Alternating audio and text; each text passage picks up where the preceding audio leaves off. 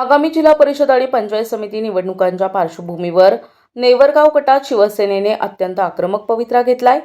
आमदार प्राध्यापक रमेश बोरनारे यांच्या नेतृत्वाखाली सुरू झालेल्या संवाद दौऱ्याने संपूर्ण गटात राजकीय वातावरण तापवले आहे। विकासाच्या मुद्द्यावर विरोधकांना थेट आव्हान देत शिवसेनेने थेट मतदारांच्या दारात जाऊन संवाद साधण्यास सुरुवात केली असून या दौऱ्याला जनतेचा उत्स्फूर्त प्रतिसाद मिळत आहे।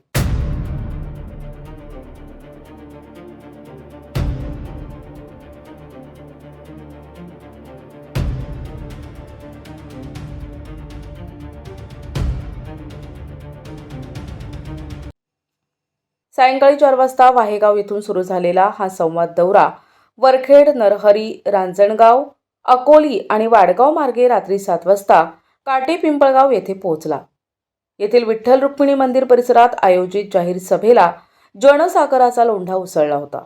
या सभेत बोलताना आमदार रमेश बोरनारे यांनी भावनिक साथ घालत म्हटले की गेल्या 6 वर्षांपासून मी तुमच्यासाठी 100% काम केलंय।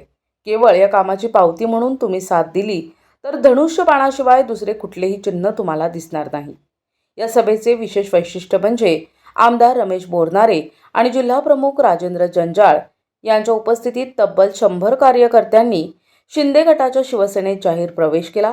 यामुळे नेवरगाव गटाला शिवसेनेची ताकद अधिक बळकट झाली।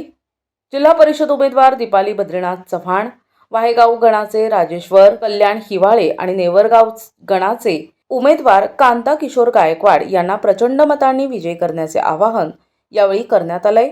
पाणी, रस्ते आणि शेतकऱ्यांचे प्रश्न सोडविण्यासाठी केवळ शिवसेना समर्थ असल्याचा दावा यावेळी कार्यकर्त्यांनी शिवसेनेच्या घोषणा देत केला।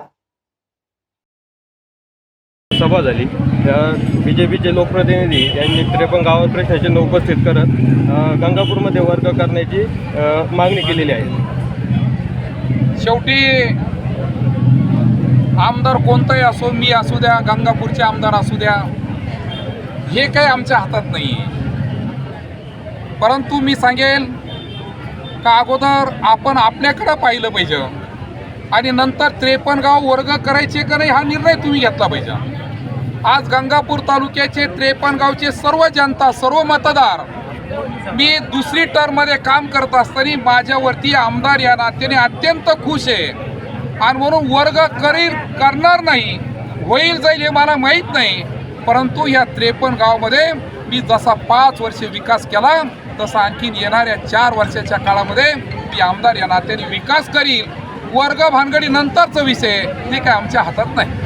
दिनेश परदेशी यांनी सभेमध्ये म्हटलं की शिवसेनेच्या रक्तमाती गद्दारी त्यांनी AB फॉर्म दिलेले होते। सुरुवातीला जिथं नेवरगाव गटासाठी बीजेपीसाठी जागा सुटलेली होती। आता वैजापूरचं काय झालं म्हणून सांगू का?